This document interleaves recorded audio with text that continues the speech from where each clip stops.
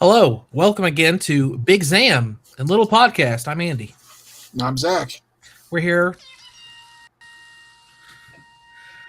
to discuss Gundam Requiem for Vengeance, the Netflix exclusive 6 episode series from 2024. I should have had that ready. Yeah, it was Yeah, 2024. 2024. That's right. Came out like towards the end of the year. Yeah, and kind of out of nowhere, I felt like, because didn't they announce it in 2024 as well? Yeah, but apparently they'd been working on it since 2020. I would think so, because obviously a lot of work went into it. It being Netflix exclusive is interesting. I don't know what that indicates. Like, I'm sure they have some kind of deal with Sunrise or Bandai or whoever. I don't know if it's Netflix exclusive worldwide or just here in the States. I'm not sure about that either. All I know is they have some kind of working relationship with Netflix now over Gundam, because there's this thing. There's Hathaway's exclusive film there. The Hathaway movies, the Gundam Seed movie that came out last year was Netflix exclusive. Huh. And apparently the live action Gundam movie is supposed to be Netflix exclusive. That's been a roller coaster already, and we don't even really know anything about it yet. Yeah, we still don't. Like, we know there's the two stars who's supposed to be the stars, and like the Netflix exclusivity just came out pretty recently. Right. Apparently, it's not even going to go to theaters. It's just going to be a Netflix movie, which is probably a bad sign. It might be. We'll see. We'll see. But anyway, we're not here to discuss rumors about the Mobile Suit Gundam live action movie. We're here to talk about Requiem for Vengeance. That's right. Bit of, not since Igloo have they done a full 3D Gundam show. It's not called an OVA. What do they call it? I was looking at on like the Gundam Wikia or something, and it was called like an NOA or NVA or something like that. I've never heard that before. I was like, what does that stand for? But it wasn't a link, so I couldn't find out. That or maybe it was a typo. I don't know. Somebody's making something up. But it's it follows Zeon. Zeon's the protagonist in this, and just a nice little 6 episode. It channels 8th MS Team a lot, I feel like. Yeah, the guy who was the director, I had his name here. He's a German guy, apparently. Erasmus Brosdow? I'm pretty sure that's how you're going to say his name. All right. He was inspired by 8th MS Team, Fury, and like some other kind of movie. White Tiger. Never heard of that. It's a Russian war film, apparently. Anyway. Oh, that's the one about the tanks.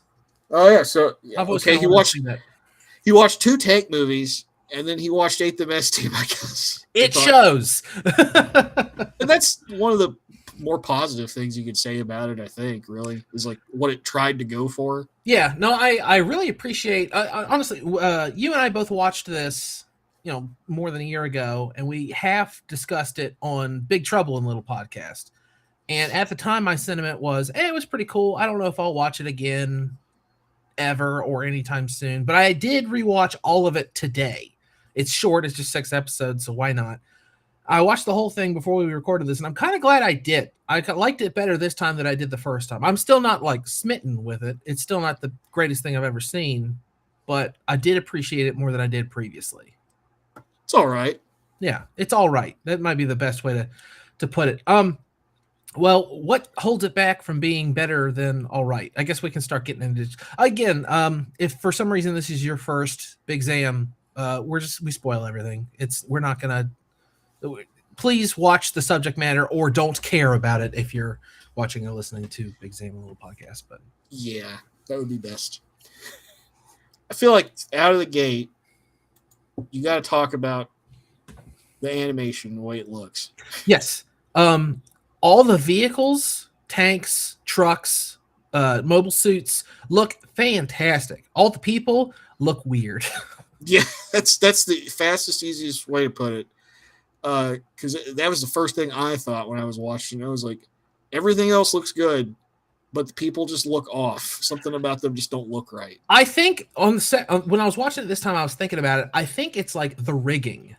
like in animation when they're making video games and stuff, like there's like a skeleton to a model and they like move it around, and I feel like the skeletons, so for some of the characters, are just like weird, they're off.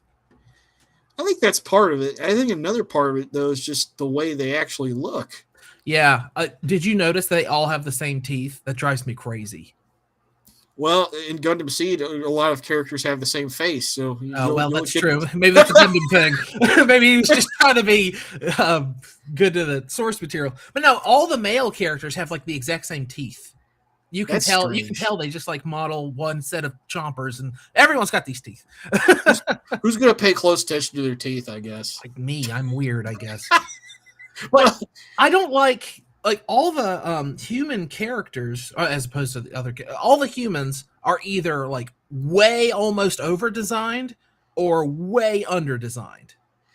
Yeah, No one there's looks like no in between. No one looks real. Everyone either looks like an anime character or a video game NPC. Yeah, pretty much. Yeah, and like some of them are like, I like some of the designs. Like I like the main character. Oh, her design's fantastic. Yeah, like just because she's over designed, I'm not saying it's bad. But Solari, she looks great. I like her haircut. I like her scars. She's interesting. She's cool. I kind of wonder what she would look like in 2D. But yeah, I will admit, at first when I saw this character, I was worried about what she was going to be like because I saw her hair and I was like, "Oh no, you see, like all the characters have like fades and stuff, and it's like, are they giving these Gundam characters too much riz? Like, is this going to be like a weird, like a Star Trek Academy situation?" Or yeah, then thank God that was not the case. She actually had a reason for her hair to be like that. That made sense. Yeah, yeah, that was fine with me.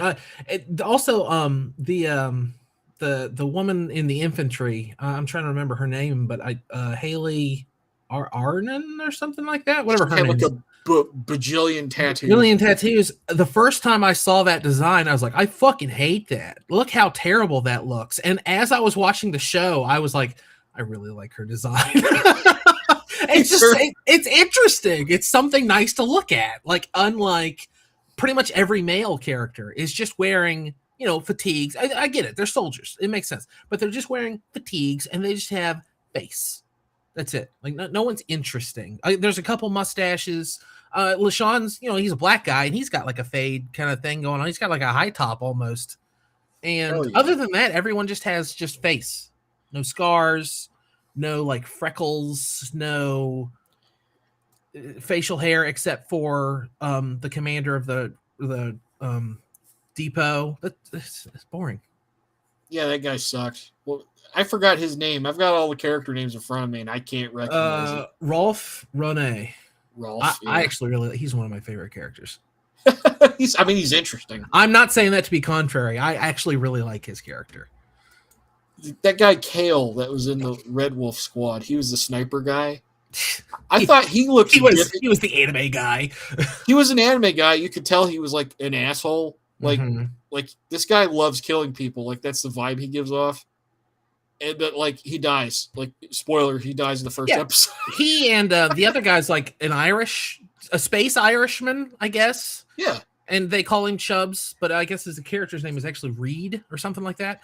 Reed Gelfie. Yeah. Yeah, they both die like right away. And even in my notes, it says other Red Wolf members, anime archetypes, who cares? Good thing that he died before he got to see what happened to his homeland. Fucking Ireland. It's like Australia and Ireland just get the bad end of the stick. Yeah. Well, he's from side 3. He's not truly Irish, presumably. Well, his ancestral homeland. Okay, yeah, fair enough. Yeah. I mean, they still give him like an accent and stuff. And there's like another Irish accent, I think, at some point, which I thought was weird. Yeah. They usually don't do that in Gundam. Like, nobody really has accents. Everybody's just kind of flat. I speak English. I like it. I like that they went for it. It doesn't make sense at all. Like, if they're all just from side 3, they would probably just sound like space noise. But there is that line that I actually really like when they're going undercover. She says, and also our Xeon accent, so try not to speak too much. And we, as the viewers, are like, what the fuck is she talking about? Like, what's a Xeon accent? I have no idea. What is a Xeon accent? Actually? Like an unjustified sense of superiority? Is that a Xeon accent? Because that's all I can think of. Oh, yeah, that raises questions about like how many years in the future is this allegedly, and like how much time does it take to break down like cultural. There is an answer to that. Year zero is, I can't remember. If you looked it up, like there's an official Gundam. This is what year it really is. Like you can do the math because it's Universal Century 79, and the Universal Century started when we went and started living at space, and that year has a definition. But whatever. I mean, maybe there's like a whole colony has an accent. Like there's that Texas colony in both Origin and Mobile Suit. Maybe they just all sound like Texans because they all hang. Like it's still its own region. Yeah. So that's probably it too. There's probably some of that going on. Maybe Space Ireland is just Inside 3. At least we still have space. That would kind of check out because of like Xeon is rebelling, and Ireland. Come on. Yeah. Space IRA. That's Xeon, I guess. But I like Solari. I like the kid that pilots the Gundam, mostly just because he's literally a kid. Literally a kid. Very and smart. people joke, oh, Amuro, Camille, like your kids. It's like, yeah, but they don't. Something about they look like anime protagonists more than kid. They all look, and I know they have canonical ages, but they come off as being like almost 18 years old, 15 at the youngest, but more like 16, 17. Yeah. And I know that's not, people will say, well, technically, according to Tomino. No, I'm just saying that's kind of how they're coded. But the pilot in this looks 12. He looks 13. I like that there was a scene of him playing with like a PSP. Yeah, he's just like playing Monster Hunter or some shit. And I was like, is that PSP he's playing? Awesome.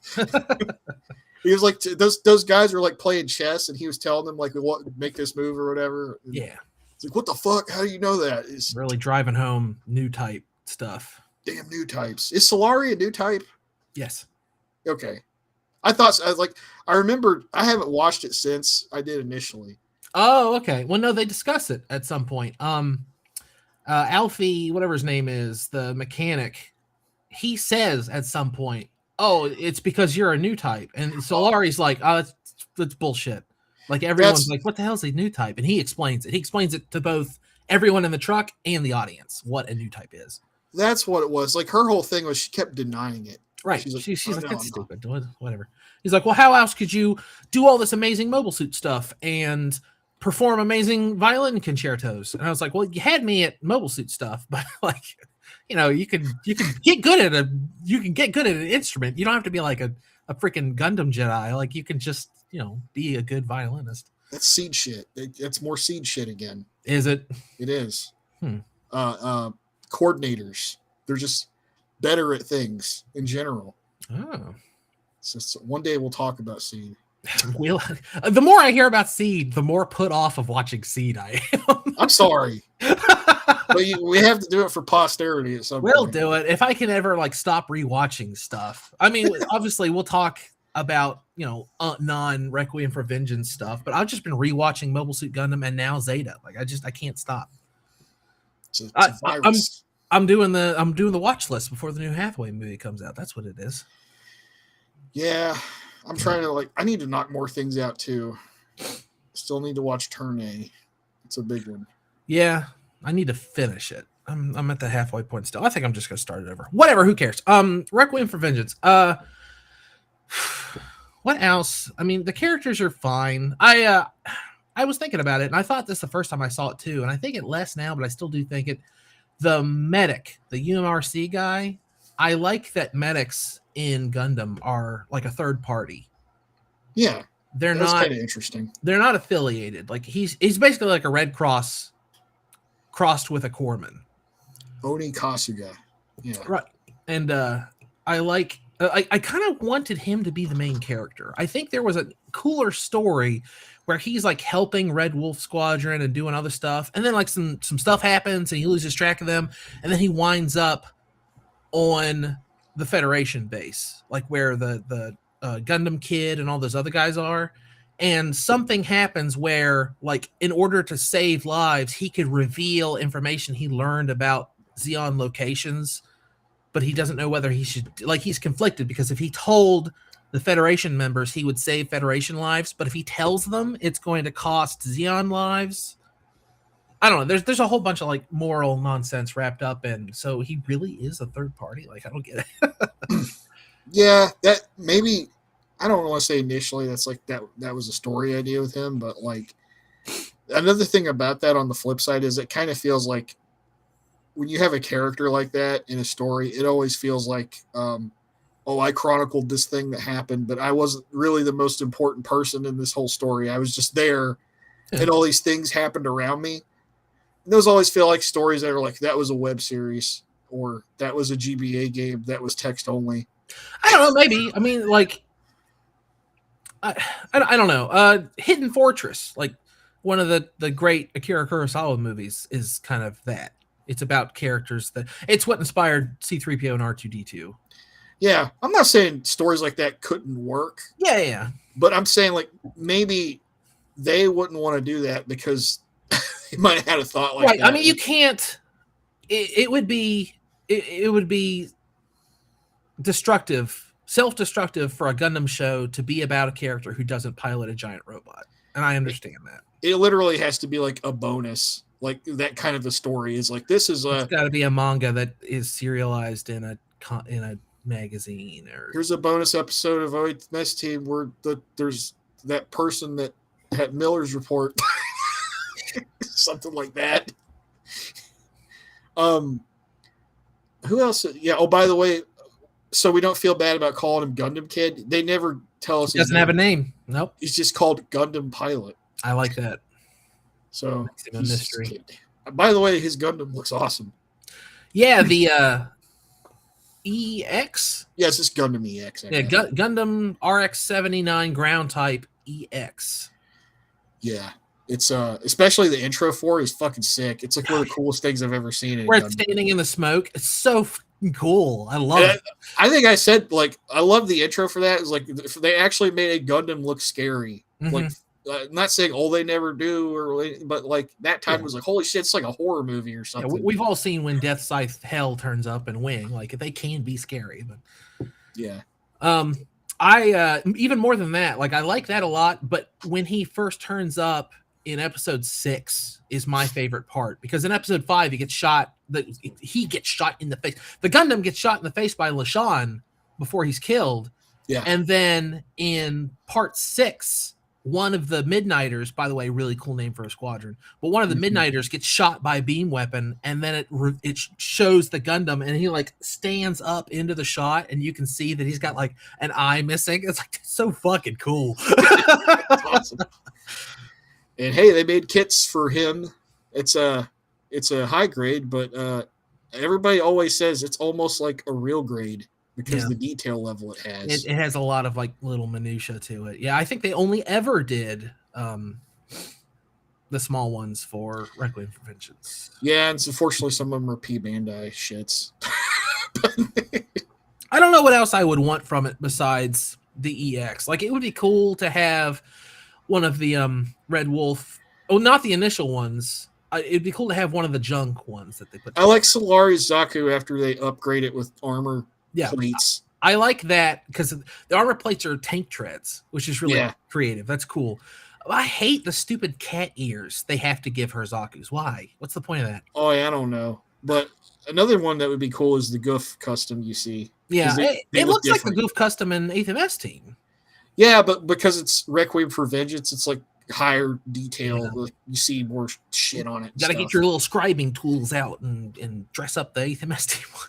Yeah, I don't want to do that. I just want it to come like that. I know.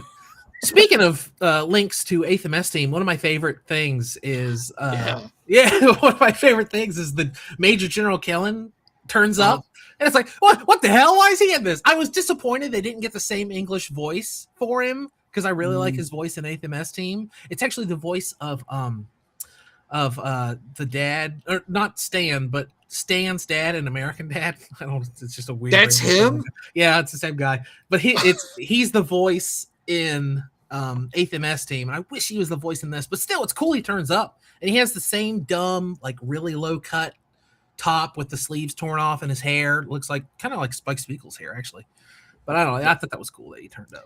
Yeah, that was a nice surprise when he showed up. I was like, oh, holy shit! I pointed at the screen. Yeah, you get excited because if you've seen 8th MS team, like 24 times, like I have, and probably you have, I know who that is. So that was nice. It was a little nice treat for Gundam fans, I guess. Yeah. I like the depiction of the GMs too. GMs always kind of looked stupid, and they still do a little bit, but I like the visor. Like you can see the detail like shining through the visor, and just it makes them look more mechanical instead of just like they always kind of looked like an Ultraman character a little bit. Yeah, and that goes back to like the first iteration of the GM and the animation in that Gundam, in the original. That would be another good kit to do. Would be the Requiem for Vengeance GM. Maybe. Because you get that higher detail. I think the GM looks better the further away you get from like earlier Gundam. Yeah. Well, it was just a toy for the late 70s. Like it just Well, it's like even the Nemo and Zeta looks, and I hate that damn color scheme too. It's like it's so fucking garish. Teal and blue kind of. It's like purple. Teal and like dark green and yellow, and it's just like, oh my god, what is this? I don't hate it, but it's not. I kind of hate it. I like the GM coloring and War in the Pocket better. Yeah, those are cool. And then like the GMs of Stardust Memory look cool too. Yeah, everything in Stardust Memory looks cool, but we've talked about that before. Well, the mobile suits look great. That's true. But I mean, the story. That's kind of the biggest thing. Is the story is kind of half baked. It feels. Yeah, it is half baked. I agree with you. It does one of my favorite Gundam tropes. I really, really like that in especially Universal Century, getting to space is a pain in the ass. I love that. And that's kind of the whole of Requiem for Vengeance is we got to get the fuck out of here. And I really like, because, Zeon started this war and then came down to Earth. And at this point in the war, they're all looking at each other going like, why did we do this? Like they just wanted independence. Why are they trying to occupy Earth? Why are people dying by the thousands? And they're all just like, I want to go back to space. We got to get the hell out of here. Yeah. And that's I mean, episode 6 of Requiem for Vengeance, like the series as a whole, I could take or leave, but episode 6 by itself is one of my favorite episodes of a Gundam thing. I think episode 6 is really good. It ties together all the themes of normal war stuff like camaraderie and sacrifice, whatever. It ties together the Gundamness of I got to get to space, and it also just has some really great animation. It's got the Midnighters in it. It's really cool. And Solari talking to Gundam Kid is really cool. I like that. She's like, I'm a mother, like her, surely you can understand that. And he's like, I kind of get it. I could do without the debris almost crushes her and he saves her life. It kind of doesn't add anything for me. I guess not, but I guess they felt like, because what ends up happening is he gets killed. Yeah, trying to help her basically. One of the Midnighters kills the Gundam, not realizing this conversation's going on. Yeah, so I guess that was supposed to like put an accent, a drava or something on that, just to drive it home further. And she says, "Oh, what did you do? He just saved my life." And the guy in the goof is like, What are you talking about, Captain? Look, we got to get out of here. Like he doesn't even like get made aware of it. They're just like, look, it's time to go. I'm surprised he didn't like celebrate or like, holy shit, I just killed the Gundam. Because it's like everybody talks. Yeah, everybody talks about how crazy. Oh my god, the White Devil, all this other shit, and then like a random goof pilot killed him. A lot of Zeons in the show seem to not even know what the hell a Gundam is. Yeah, it's true. At some point, someone says, "Oh, the Federation finally got mobile suits," which doesn't line up perfectly with the it's month 11 of the war, so the Federation should have had mobile suits for a little bit at this point. And if they've developed the RX-78-2 into the RX-79 ground type, obviously even more time has supposedly passed. But it's fine. It's for the show, whatever. I'll let them have it. Maybe the European theater was one of the last ones to get mobile suits deployed. That's what I was thinking. Is like it could be just because of where they're at. But then that doesn't explain like the intelligence failure. Like, how do you not know about the damn Gundam? Like, seriously. Who knows? I guess some of them are they're just nobodies. They're just rank and file I haven't gotten real orders for like 4 months. I don't know what the hell's going on. Yeah, they're just like in a column in Romania at the beginning to occupy some abandoned base. Yeah. Yeah, episode 6 is really cool. I also felt like it was the only thing I don't really like about it was how it ended. Yeah.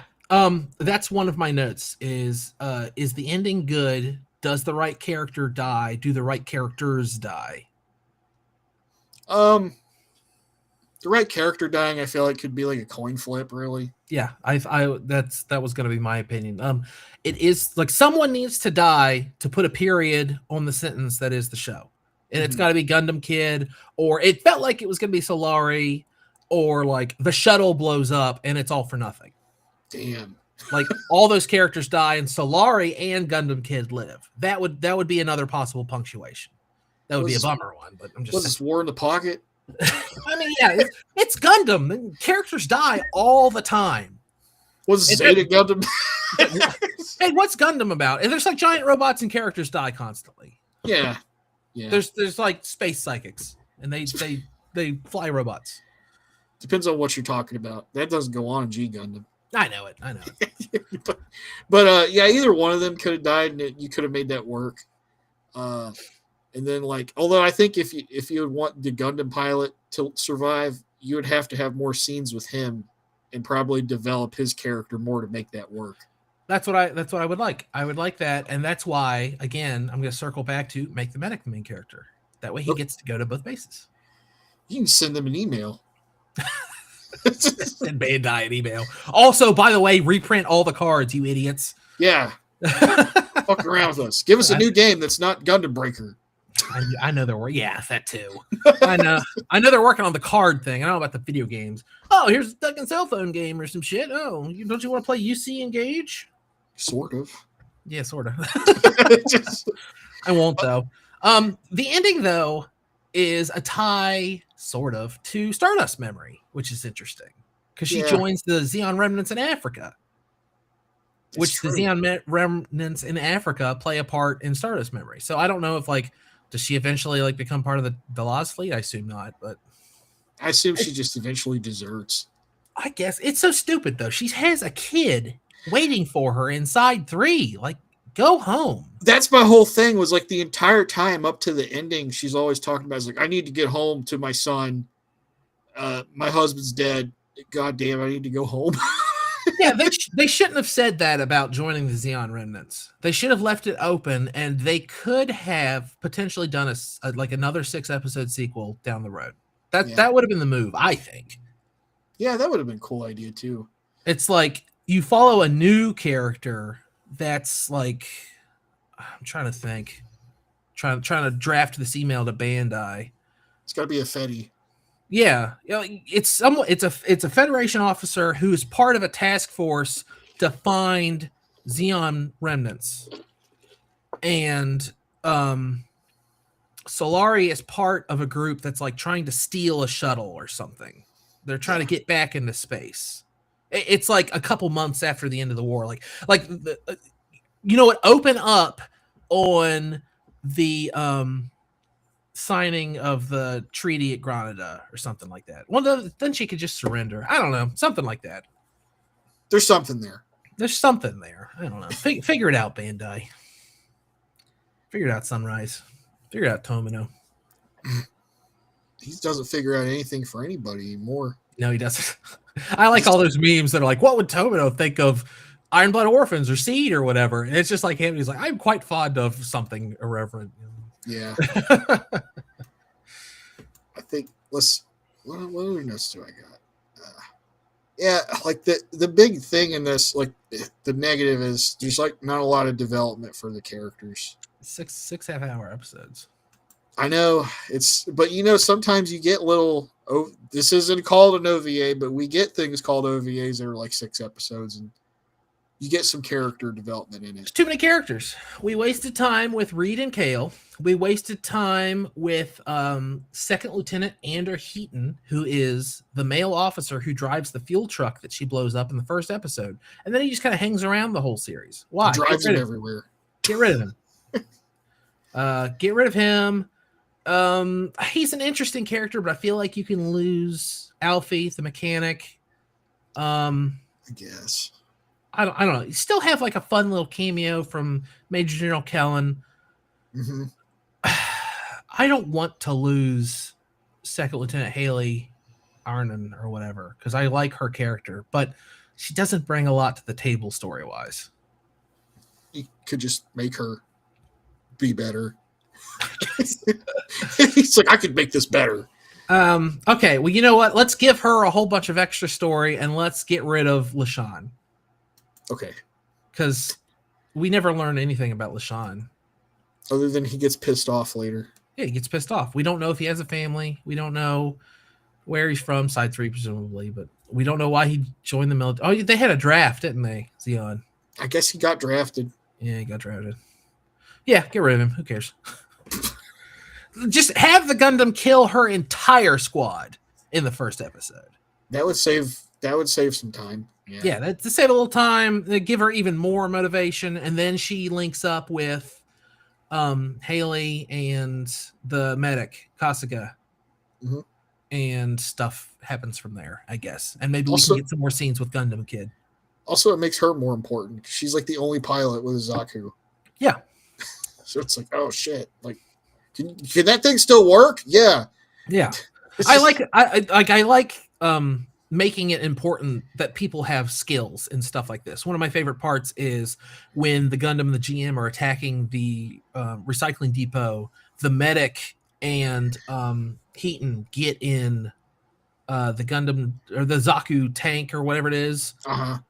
And he's like, I don't know how it works. Oh, I can't steer. And Major Rene comes up and says, you're in the way, and like gets him out of the way and like starts piloting the thing. That's cool. That part. Yeah. Like he's a fucking asshole. I want to talk about why I like him as a character, but he's like an asshole, but it's like, oh, but he is like he does know what he's doing. Like it would be real easy. You could have a hateable commanding officer character really easy and make them be like inept or bloodthirsty or ignorant or like a butcher. Like they just send lives for nothing. He's the opposite. Like he's terrified of costing his men their lives. That's his whole motivation is I gotta protect all these people. I'm running out of food. I do not want to get in a fight. We need to keep our heads down and figure out how to get back to space, presumably. He doesn't say that specifically, but that's what he's thinking in his heart. Yeah, I think so. But that's why I like him. He has a clear motivation, and it's one that I understand. And I can see him taking actions toward that end. Yeah. That's good writing. That to me, that's good. That's a good character. It's always, you're right though. Usually if there's like an asshole commander, they're always like one of those things. They're just like a bad guy pretty much. Yeah. They're just send them in again. Tell them no surrendering. If they come back, shoot them. Stuff like that. He was just like, God damn it, I'm trying to keep everybody alive. I want to go home. I like that. Like I said, he has a motivation, and I can see him working toward it. Yeah. So he's cool too. Yeah. Also, he's the closest they come to being in the middle of NPC and over designed. That's true, actually. He looked the most like he looks like a guy. Yeah, he has like a skinny face. He's got a mustache. He's got like a distinct hairstyle. Like he has a different uniform. Yeah, I could pick him out of like a crowd of the CG models from this show. Oh yeah, I want to talk about that a little bit. So like, I think I should have touched on this when we were talking about the animation and the way everything looks, really. But I guess one of the stipulations for this show being made was like Netflix wanted somebody to make a 3D animated show in Unreal 5. That was So it is Unreal. It is Unreal 5. It looks like it. The people do. The rigging, like the way they skeleton around.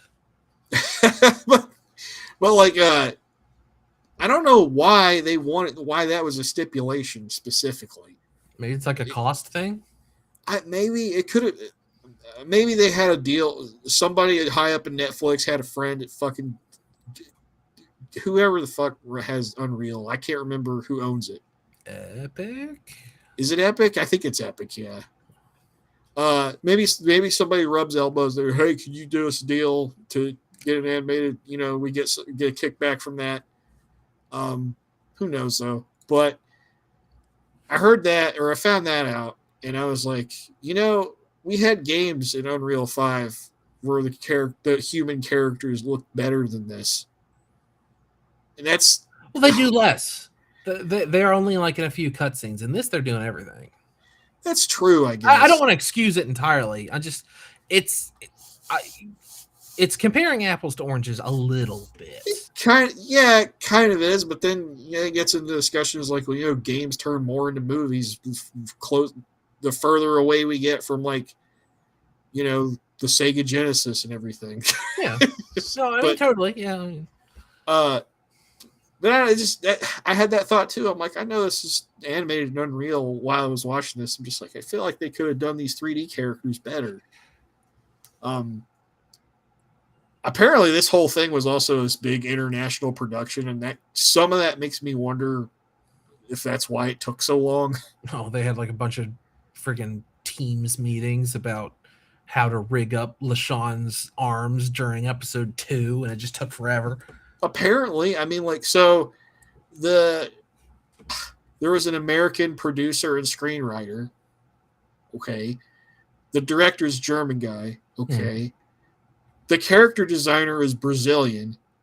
The mechanical and sound directions were 2 Japanese guys. That makes sense. There's an American composer. Okay. The music's pretty good. It's fine. The person who plays Solari is Australian. Crikey. But I just like it. For some reason, like when they created this project, they had this vision of like, it needs to be completely international and no borders. We're going to make it an Unreal 5 engine, and we're celebrating the 45th anniversary of Gundam with this thing. I think it kind of worked. Yeah, I guess so. This could have been a disaster. This could be a huge piece of crap. Yeah, like I guess I was teeing that up to make it sound like it was like this big blunder, but no, it's just more like, why did they do it this way? Yeah. Why? This is when, and it's paid off. We have been seeing them reap the benefits of what they've sown. But 2024 and 2023, this was Bandai making that big push to make Gundam important outside of Japan. Bigger international support. Beyond like just occasionally giving us in the West stuff. Yeah, they had this, and they had a couple other like fairly successful things. They after this, they started pushing. What came next? Witch from Mercury, right? They pushed it really hard. They did. We got the card game Assembled just coming out in a few days from when we're recording this. Actually, they're gonna on the 4th. They're gonna announce finally exactly how to play all the stuff they already sold us. But oh shit,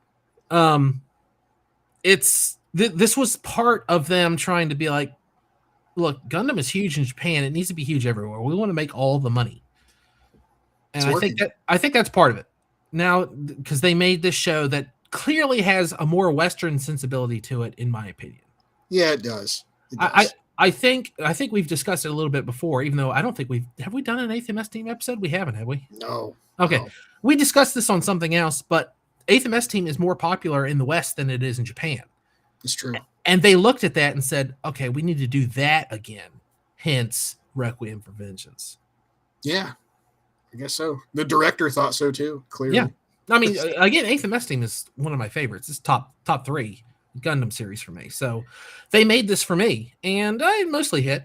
I don't know. It was still missing a few little things. I think maybe they punched themselves out in a few aspects of Requiem for Vengeance, including the title. I hate Requiem for Vengeance as a title. Stupid. Well, it's because she's a violinist.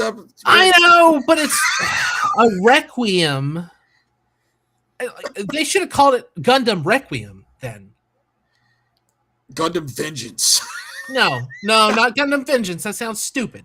That sounds like a Devil May Cry. Is it a Gundam game where it's an action game like that? Doing a bunch of moves. It's like a Dynasty Warriors Gundam spinoff or something. No, either Gundam Requiem or like Gundam Red Wolf Squadron, which would be a playoff of 8th MS team. I guess so. Yeah, I don't know. It almost sounds like a Castlevania game. Yeah, it totally does. I don't know. I always had a problem with the title. Requiem would have been fine. They should have just called it Gundam Requiem, I think. Requiem for Vengeance reminds me of what's that Saturn game, Revengers of Vengeance or something like that. That's a Sega CD game. Sega CD, that's what I meant to say, yeah. I own it, for crying out loud. I should have known that. But yeah, it's just it's too much. It's too much edge. Requiem and Vengeance are already both edgy words, and here you are sticking them together. It's two edges, double-bladed sword. Was she getting revenge? Who's the revenge for? That's what I'm talking about. The title is only there to sound cool. Requiem is fine because she's a violinist, and episode 5 starts with that, or maybe it's 6, starts with that nightmare where she's performing, and then she gets done, like her dress is like flowing out, and she gets done performing, and the house lights come up. It's all the people who she's responsible for who have died, and they're all like, they got like black eyes and stuff, and they're applauding, and then blood flows out in the audience. That part's so fucking cool. Well, that part's cool too. Yeah. Yeah. But yeah, it's like Requiem. That's fine for that. Like, isn't a Requiem? What specifically is a Requiem in music? I should know this off the top of my head. He's looking it up. I don't want to say the wrong thing and sound stupid. It's a mass for the repose of souls of the dead. Okay, that makes sense given that scene you just described. Yes. Requiem would be perfect, but Requiem for Vengeance? I don't know. It almost sounds like it's being contrary to itself. And like, what's funny is I didn't even really have that thought until literally just now. I was like, where's the vengeance coming from? I've been thinking about it since the first time I saw this show. I think what they're trying to say is it is laying to rest the idea of getting vengeance. That's yeah, because at first I think she kind of did want to get revenge for her husband getting killed, and then like over time that kind of just it went away. Yeah, and her squad. Yeah, she kind of realizes, oh, I'm responsible for these people's safety. We just need to get to space. Yeah, and I need to survive to get home to my son, but I decide no, I'm just gonna stay here. Well, that's what she says in the epilogue. Is she sees all these other people, the Xeon remnants, that are lost or whatever, and she feels responsible for them. After the war, just surrender. Yeah, they're safe. Like, also, she says something about wanting to save more kids that get put into wars.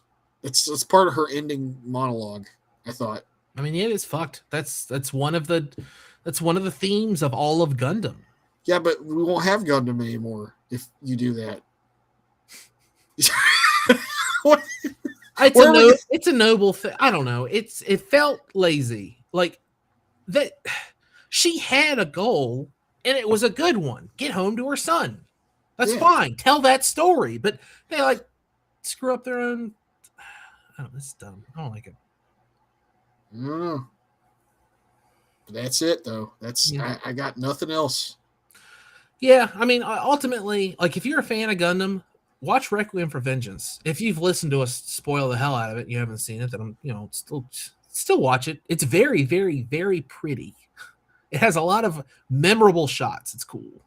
Yeah, it's like directed well and everything. And I said, it's all right. Like I think it's decent. You know, if we ever do like a Gundam tier list, it probably end up probably more on the bottom half end somewhere, but that doesn't mean shit sucks when it's down there necessarily. Do we have a ranking somewhere? I thought we did. No, I don't think we've done that. I thought we did. After we did G-Quux, we talked about it. And then I didn't write it down. I don't know, whatever. We'll figure it out. I think we were talking about it, like kind of jocularly, like, oh, we should do a stupid tier list. It'd be funny. Because I asked, where does this fit into the stuff that we've seen? Oh, you mean so far? Okay. So far, yeah. No, not all of them ever. No. Oh, yeah. Well, okay. Like, is this better than G-Quux? No. No. Okay. Well, you sounded hesitant. Do you think it's almost as better than G-Quux? Well, the only reason I hesitated was just because of how G-Quux has that baggage where you have to have seen a whole other anime before that to get the most out of it. Even independent of that fucking. Without it, though, it doesn't seem to matter to a lot of people. So I guess it doesn't really matter that much. Is it better than Iron Blood Orphans? No. Is it better than Endless Waltz? No. No. Okay. It's just there's too much vibes in Endless Waltz. It kind of just, you know what I'm saying? Is it better than Hathaway's Flash?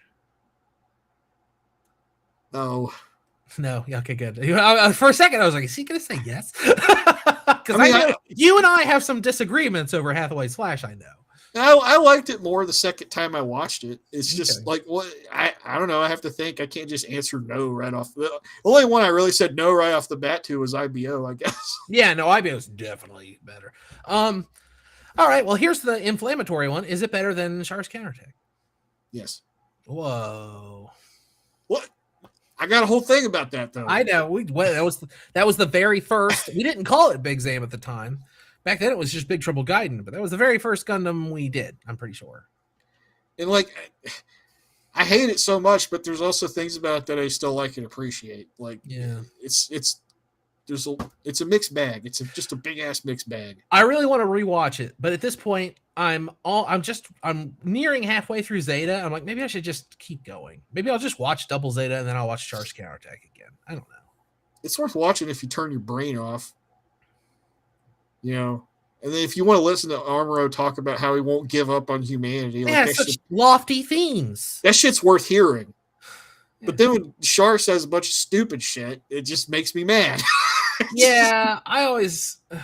We're just talking about Char's Counterattack again now, but fucking, I hate that Tomino in Zeta does all this really good stuff with Char's character, where people are calling him a coward for not being a leader. And he like kind of comes around on that, and yeah, he's playing a long game. And then Double Zeta is like Char who, and then he comes back and he's just like bad guy Char again. He's just an asshole. I mean, before I don't even know that you could really consider him a bad guy necessarily. No, I mean he's self-serving. Yeah, he's more like wants to kill the zombies. Yeah, so it's like he's a complicated character, but like, yeah, I feel that's what I hate most about Char's Counterattack is it threw out everything that he did in Zeta. Like none of that shit mattered.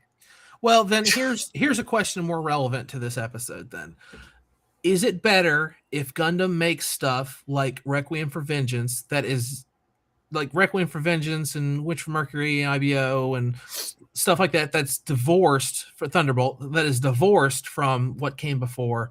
Or is it better if they make stuff for the fans like, G-Quux or Char's Counterattack or Hathaway's Flash even? I see it's going to be like a cop-out answer to me, but I feel like you got to do both. No, that's what they're doing. I feel like the best approach is to do both, not just do one or the other. Like they're doing that. Give one for fans, give one for everybody else. It doesn't matter because as a fan, so your favorite is the one that all the smart marks enjoy.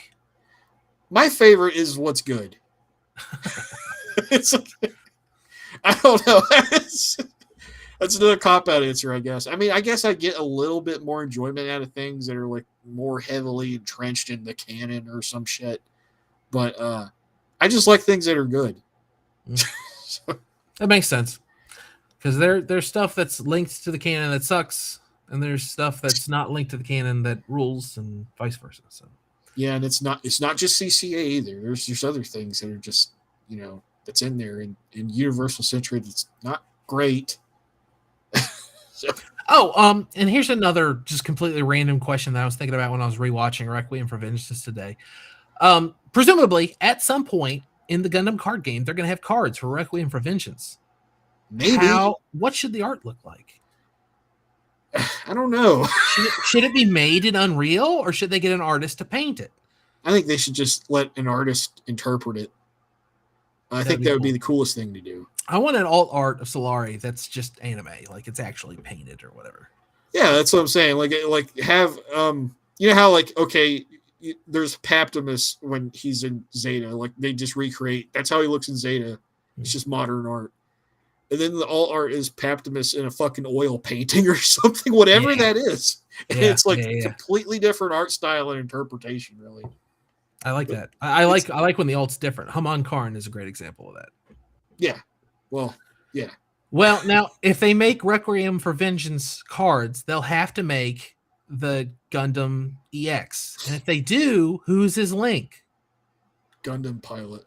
Gundam Pilot. I don't know. Presumably they were gonna like give that thing to Amuro, I guess. I don't know. Well, around this time, isn't Amuro getting the metallic coating to make the Gundam quicker in space so they can attack Boku and stuff? I don't know the exact timeline, but maybe it could be that thing was like a prototype for like the ground type they make later. Yeah, I wondered if it was an improvement upon the RX-79 or a prototype for the RX-79. It's not really clear. I think it's before that. It must be if people are like, what? They made mobile suits? What the hell is this thing? Yeah, I think it's before 8th MS team. So, like, obviously it's after Amuro gets to Jaburo, I guess, but before that. Yeah. Yeah, that sounds right. I'm sure there's an official timeline somewhere that would reveal all these answers to us, but for the sake of Big Sam and Little Podcast, we're just it's a nice, big, fat, open conversation about the show that we both watched. We both are very passionate about Gundam. Speaking of which, you've been watching a lot of different Gundam. Is there anything you want to discuss right now on the show, or do you want to keep everything to yourself until we discuss the show proper? Because I know you've watched like half a dozen Gundams since we did this. I watched Age. What else did I watch? I watched Double again. I watched that before though. I rewatched it because it had been a really long time since I did last, and I wanted to refresh because all the cards, the 00 cards is coming out. Yeah, this thing, like it exacerbates the need for me to rewatch things or go watch things because I feel like a loser when I get basically merchandise for this stuff and I don't know anything about it. Yeah, I keep getting like cards that look really cool, but it's like I don't know who this is. And like in a way, because I watched Age and I ended up like, it's pretty good. Age is pretty good. It's not perfect. It's not, there's flaws, but I kind of enjoyed it for what it was. You watched X? Yeah, I watched X too. That was probably the first real big outlier I watched was X. Should we do a Big Sam and Little Podcast on Age or X? Or we'll probably do one on 00 after I watch it finally, but yeah, I don't know. It'd be something like that. Age, X, 00, Zeta. Yeah, how far in Zeta are you right now? I'm like 6-7 episodes in. Oh, I thought I was trying to catch up to you. No, you way passed me up already. And that's the thing. You started before I did, and you mentioned it on Big Trouble. I thought, oh man, I'd really like to watch Zeta because my Gundam stuff is I rewatched every single episode of Mobile Suit Gundam. And it's better than I remember. That show's a classic. I love it. And then I started Zeta, and I was like, oh man, this is even better somehow. I really like Zeta. Like it's cool. Like I got to the part where man, I don't want to spoil Zeta because that's not the meaning of this episode. Not spoiling. I got to Hong Kong. I'm in Hong Kong and he met 4 and all the stuff with 4 happened. And it's like, man, this is really good. And that's only episode like 19 or something. So all the stuff with 4 is over. Like that's done. Yes. Camille just got back to space. That's where I'm at. It's like episode 23, 4. He got back to space and guess who was waiting for him? Jared. He's got a new mobile suit and they fight. And then, Emma and Faw turn up and they've got the Methus and that's where I'm at. Does Camille not have the Zeta Gundam yet? I'm 2 episodes into the Zeta being around. Okay, so he still doesn't have it at that point. Okay. Yeah, because he's fighting Jared in the Mark II and something happens and he falls out of the cockpit And then the Zeta turns up and it's flying around, and Lieutenant Opoly's flying it.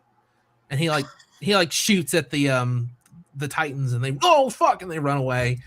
And then Camille's like, whoa, what is that? And it's like, oh, you designed it, Camille, and it's the Zeta, and he's been piloting it since.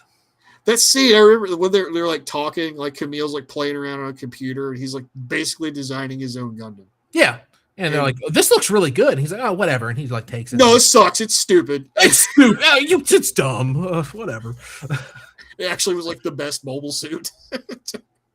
But yeah, I would like to confirm that we're going to do an episode on Zeta at some point. I don't know if it'll be next. It may be 1 or 2 down the road. I don't know.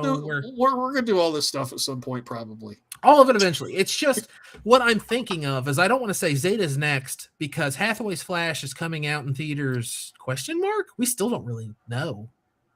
Oh, yeah. I thought that whole thing was like an international release for some reason, and it wasn't. So I thought so too. Like Bandai was like making this huge push for freaking Gundam, and they're like, guess what? Hathaway's Flash, it's gonna be awesome, and it's like setting sales records in Japan. Yeah, and we're still waiting on it. Maybe it'll just poop it out on Netflix. That would piss me off. I genuinely want to go to theaters to see it. I hate going to theaters. Like listeners of Big Trouble will know that I'm Mr. Poo-Poo theater guy. I don't like the theaters are dumb. Well, whatever. I'll go to theaters to see Hathaway's Flash. I missed seeing the Iron Blooded Orphans movie in theaters because they only played it for 3 days and it was only one showing each day and all of them were weekdays, like during work hours. Who's gonna have time to see that? Jeez. It's fucking real. Like, kids will go. No, kids are in school, so it's like kids are in school. Everybody else is at work. At least make it on the weekend, or make several showings, or do Friday, Saturday, Sunday. Yeah, I assume there's like a money thing. Like theaters don't want to do it; they don't want to take a risk or something. But all that's going to do is they're going to say, "Oh man, no one went to theaters to see the Iron Blood Orphans movie. I guess we should stop releasing movies theatrically." Yeah, that's the Japanese business model. Right. They're going to take the wrong lesson.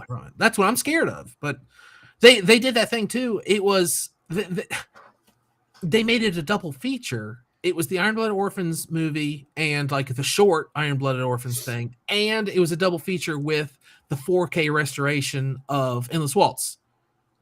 So instead of giving those two things chances to stand on their own, they grouped them into one thing. 3 showings, 3 weekdays. Fuck you.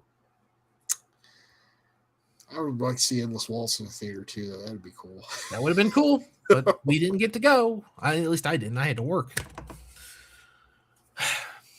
Bandai, whatever. But yeah, in other Gundam stuff, we still play the card game a bunch. I don't know if that's even worth talking about on Big Zam necessarily. I have a clan deck and it rules, and I love it. Me too. I'm working on other decks. I don't know. I just signed up. I signed up for the first new type challenge that I'm actually going to be able to attend. I've signed up for a few and I missed out. So good. I wasn't sure if you were coming or not. That's good. I guess you missed my message. I was saying, like, yeah, I'm going to make it. I got the days off I wanted. Hell yeah, let's go. So what's dumb is like they denied the 2 days off that would have enabled me to play D&D. Mm-hmm. But literally the next 2 days I would have needed to be able to go to new type. They gave it to me. Maybe they didn't want to say no twice. I don't know. Yeah, maybe not, or maybe they just really needed me to work that weekend. I guess I don't know. It's possible. But and then, like I was saying earlier, the rules for Gundam Assemble are going to drop on the 4th of March. I'm curious about that. And like, what are we supposed to do with like? Because we have all these figurines, but we don't have like cards or anything that tell us. I was wondering that too. Are we going to be able? Like, I already own the Gundam, the gun tank, and the gun cannon. Yeah. And where do I get the stat sheets for these guys? Where do I get the cards? Am I going to be able to download it for free? Or I swear to God, if they need to sell me something for it, I'm gonna flip out. Because not only is that annoying that I would have to rebuy something for something I already bought, but as has been evidenced by everything that's came before, it's going to be hard to get, and places are going to mark it up. You know what they're going to do to sweeten the pot, though, is they'll put a card in there. Yeah, special EX resource. Oh, here's a special card for your stupid card game. Oh, it's got a bunch of ladies on it. They're all the sexy ones. The sexy ones. There's none of those yet. No, there's no sexy ones.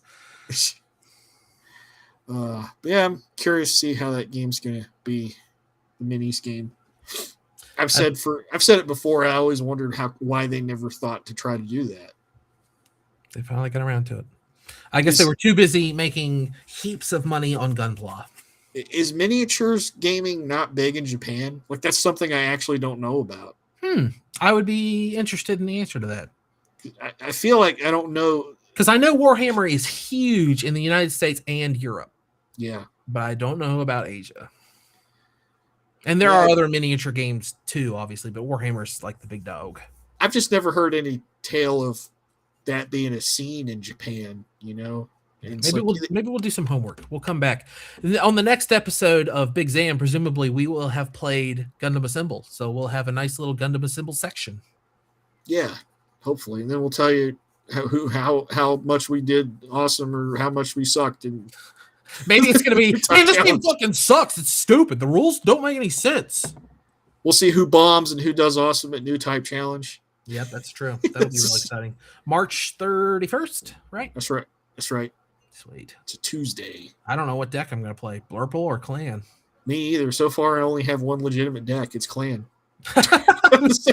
You, me, and our mutual friend, we all got Clan decks. And in the Discord for the shop I always play at, someone atted me and said, hey, I just got a bunch of Clan decks. Am I going to cramp your style if I turn up with a Clan deck? I was like, no, buddy. You turn up with the Clan deck, we'll have a Clan bat. I started this trend. It was me. I did it first. You had a Clan deck first. That's true. But I want to remind everyone that I had a Blurple deck months before that was popular. No, that's true. You did. You were doing that before it was cool.